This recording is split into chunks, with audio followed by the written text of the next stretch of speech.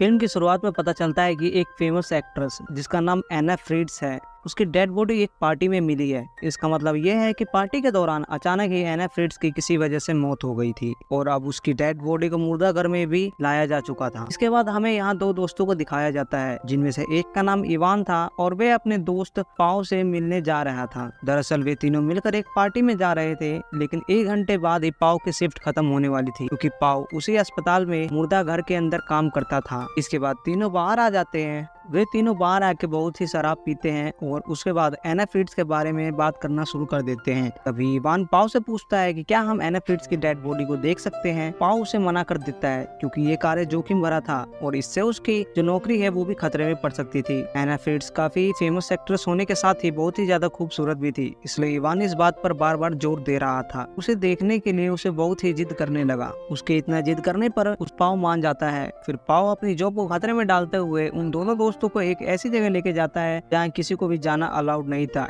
इसके बाद फाइनली वो मुर्दाघर में पहुंच जाते हैं, जहाँ पर पाओ एक डेड बॉडी के पास खड़ा होकर वो कहता है कि ये एना फ्रीड्स की डेड बॉडी है। जैसे ही पाओ डेड बॉडी से कपड़ा हटाता है तो वो एक बूढ़ी महिला की डेड बॉडी निकलती है। यह देखकर इवान और उसका दोस्त वो दोनों ही डर जाते हैं। तभी पाओ एना फ्रीड्स की असली डेड बॉडी के पास आता है और पाओ उसके चेहरे से कपड़ा हटा देता है। वो अपने दोस्तों को एना फ्रीड्स दिखाता है। एना सच में बहुत ही ज्यादा खूबसूरत थी। इसके बाद इवान उसके डेड बॉडी से कपड़ा और नीचे कर देता है और उसे यह यकीन नहीं हो रहा था कि वो एक फेमस एक्ट्रेस की डेड बॉडी के पास खड़ा है। वो एना फ्रीड्स की डेड बॉडी को छूता है। इवान और उसके दोनों दोस्तों को यह देखकर बहुत ही ज्यादा अजीब लगता है और वो सोचते हैं कि किसी की डेड बॉडी के साथ ऐसा करना अच्छी बात नहीं है। इवान जानबूझकर अपने दोस्तों को भी एना को टच करने को कहता है और उसके दोस्त भी ऐसा ही करते हैं। फिर इसके बाद तो इवान अपनी सारी हदें ही पार कर देता है। वो कहता है कि मैं सिर्फ एना के क्लोज आना चाहता हूँ, सिर्फ एक बार। इवान के दोस्त ने उसे ऐसा करने से मना कर देते हैं, लेकिन इवान जिद्दी हो जाता है। इवान को ऐसा इसलिए करना था क्योंकि वह एक बहुत ही मशहूर अभिनेत्री थी और बहुत ही ज्यादा सुंदर थी। फिर चाहे उससे इसे क्या फर्क पड़ने वाला था। तभी पाओ उन्हें बताता है कि मैंने भी ऐसा एक बार किया था। तब पाओ कहता है कि तुम जैसा एना के साथ करोगे मैं भी वैसा ही करूंगा। उसके दोस्त को ये बात गलत लगती है। वो सोच रहा था कि उन्हें ऐसा नहीं करना चाहिए। अब वह अपने दोस्तों के साथ था, इसलिए वह उनकी बात को मना नहीं कर सकता था। तब वो अपने फ्रेंड की तरह ना करे, लेकिन उसे ये सहना और देखना पड़ेगा अब ये सब। इसके बाद तीनों ड्रग्स लेते हैं और पाओ और उसका दोस्त दूसरे कमरे में आ जाते हैं। उधर इवान एना के करीब आ रहा था। फिर इवान के बाद पाओ भी जाता है और वो भी ऐसा ही करता है। तभी फिर अचानक से हम एक हैरान कर देने वाली चीजें को देखते हैं और तभी अचानक से ही एना की आंखें खुल जाती है और वो दोबारा जिंदा हो जाती है। लेकिन पाओ को इस बात का पता नहीं चलता कि एना फ्रीड्स जिंदा हो गई है। उसे इस बात का पता चलता है तो वो बहुत ही डर जाता है। तभी उसकी आवाज सुनकर आवाज और उसका दोस्त दोनों ही उस कमरे में आ जाते हैं। पाओ उन्हें बताता है कि एना फिर से जीवित हो गई है। एना को जीवित देखकर पाओ और इवान दोनों ही घबरा जाते हैं। एना को ये बात पता थी कि उन दोनों ने उसके साथ ऐसा किया है। जाहिर सी बात थी कि एना बाहर जाकर पुलिस वालों को ये सारी चीजें बता देगी कि उन्होंने मुर्दाघर में उसके साथ क्या क्या किया है। तभी यही सोचकर इवान एना को मारने का प्लान बनाता है। वो किसी भी तरह का रिस्क नहीं लेना चाहता था, लेकिन इधर इवान का फ्रेंड एना की हेल्प करता है। वो उससे एक कपड़े से लपेट देता है और इवान का दोस्त उसकी इस बात के एग्री नहीं करता कि एना को मार दिया जाए और वह कहता है तुमने एना के साथ ऐसा किया है, तुम्हें इसकी सजा तो जरूर ही मिलेगी। इसी बात को लेकर इवान और उसके फ्रेंड में झगड़ा हो जाता है। इस लड़ाई में इवान अपने दोस्त को बहुत ही बुरी तरीके से मारता है। तो पाओ इन दोनों की लड़ाई को छुड़वा देता है और इसके बाद इवान को यह एहसास होता है कि उसने अपने दोस्त को इतना मारा है कि उसके सिर में गहरी चोट लग गई है और उसके सिर से काफी ज्यादा खून निकल रहा था। उसके दोनों दोस्त उसे फर्स्ट एड देने की सोचते हैं और अब कहानी में दिखाया जाता है कि पाओ का एक कलीग डेड बॉडी को लेकर यहाँ पर आता है और उसे देखकर ये तीनों ही छुप जाते हैं। तभी पाओ का कलीग डेड बॉडी रखकर दरवाजे में ताला मार देता है। अब इसका मतलब ये था कि अब ये तीनों अंदर ही बंद हो चुके थे और वे अपने दोस्त को ना ही फर्स्ट एड दे सकते थे। यहाँ पर एना भी खुद को बचाने के लिए कुछ नहीं कर सकती थी, क्योंकि वो इतने घंटों बाद दोबारा जिंदा हुई थी, इसलिए उसके पैर काम नहीं कर रहे थे और ना ही उसके हाथ भी काम कर रहे थे। फिर पाओ और इवान एना और वो अपने दोस्तों को दूसरे कमरे में ले जाते हैं। इसके बाद पाओ अपने कपड़े बदलता है। इसी बीच उसका कलीग वहाँ पर आ जाता है। तभी एना चिल्लाते हुए बताने की कोशिश करती है कि मैं जिंदा हूँ और मैं खतरे में हूँ, लेकिन इससे पहले कि वो कुछ कहे इवान उसके मुंह पर हाथ रख देता है और उसका मुंह बंद कर देता है। इसके बाद पाओ अपने कलीग के साथ वहाँ से चला जाता है।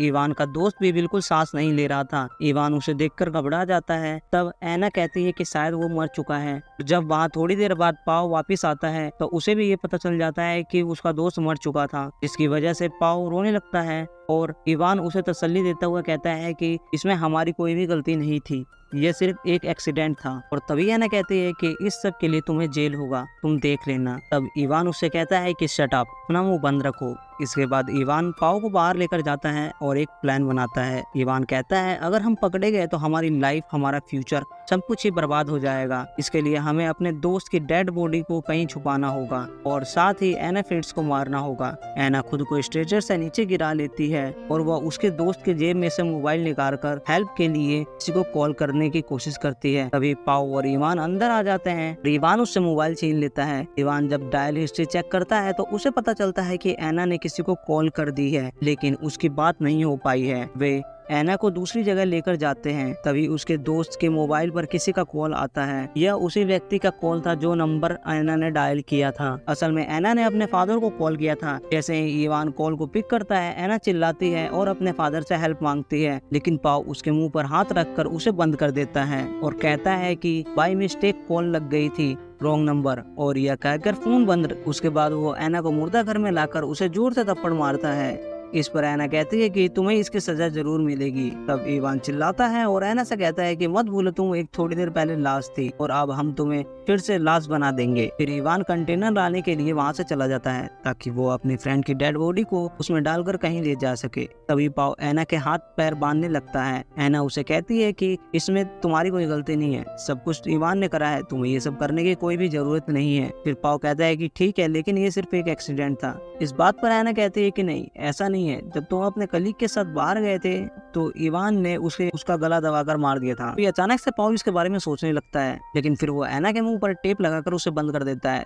तब मौके का फायदा उठाकर एना रेंगते हुए मुर्दा घर से बाहर आ जाती है और यहाँ पर वो बचकर निकल जाती है। इधर इवान भी कंटेनर लेकर वापस आ रहा होता है, लेकिन पाओ इधर अपने दोस्त के खून साफ करने में बिजी था। तभी वो आकर पाओ से बताता है कि एना वहाँ से भाग चुकी है। वे दोनों एना को खोजने लगते हैं। एना रेंगते हुए लिफ्ट में पहुंच जाती है और बस वो वहाँ से निकलने की कोशिश करती है। तभी इवान वहाँ पर आ जाता है और लिफ्ट का दरवाजा बंद होने से रोक देता है। फिर वो एना को मुर्दा घर में ले जाता है। फिर पाओ इवान से कहता है कि मुझे पता है कि तुमने ही हमारे दोस्त को जानबूझकर मारा है। इस बात पर इवान कहता है कि हाँ, मैंने ही मारा था, लेकिन वो एक सिर्फ एक्सीडेंट था, मैंने उसे जानबूझकर नहीं मारा। पाओ कहता है कि नहीं, तुम झूठ बोल रहे हो। सुनकर इवान बहुत ही ज्यादा घबरा जाता है, जैसे कि सच में ही उसने ही उसका गला दबाकर मारा हो। लेकिन इवान फिर भी इनकार करते हुए कहता है कि नहीं, तुम झूठ बोल रहे हो और तुम्हें एना की बातों पर विश्वास नहीं करना चाहिए। इसके बाद पाओ और इवान डिसाइड करते हैं कि एना को कैसे खत्म किया जाए जिससे कोई भी सबूत ना रहे। तब इवान एना की सांसों को रोककर मारने को कहता है। तभी इसके लिए पाओ इवान को कपड़ा लाकर देता है। इवान वो कपड़ा पाओ को वापस कर देता है और कहता है कि इसे मैं नहीं, तुम मारोगे। पाओ एना को मारना नहीं चाहता था, लेकिन तभी अचानक ही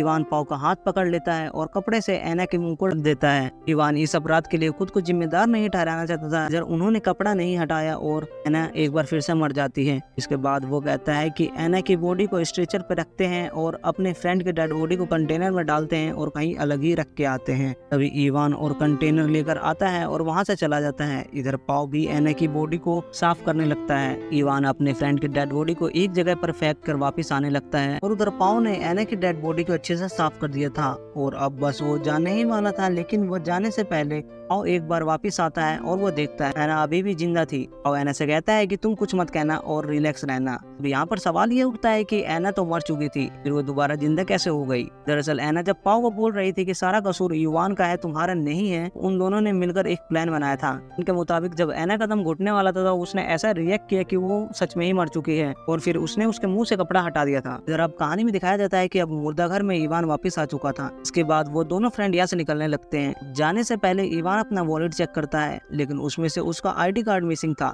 इवान अपना आईडी कार्ड लेने के लिए वापस मुर्दा घर में जाता है, लेकिन अब यहाँ पर उसे रोकने की कोशिश करता है। वो कहता है कि तुम अंदर मत जाओ, अब हम वापस घर चलते हैं, लेकिन वो मानता नहीं है और फिर वो अंदर चला जाता है। उसके बाद वो एना फ्रिट्ज देख लेता है, वो अभी भी जिंदा थी। एना को जिंदा देखकर इवान पाओ पर काफी ज्यादा गुस्सा करता है और वो गुस्से में उसका गला दबाता है कि वो अपने दोस्त को पहले ही मार चुका था, इसलिए वो पाओ को नहीं मारना चाहता था, उसे छोड़ देता है। वे इवान के गले पर एना कैंची से हमला कर देती है जिससे उसका गला कट जाता है। थोड़ी देर बाद इवान की मौत हो जाती है। एना को देखकर पाओ कहता है कि हमें ऐसा नहीं करना था। एना पाओ को भी कैंची से हमला कर देती है और उससे भी जान से मार देती है और ये मूवी यहीं पे समाप्त हो जाती है।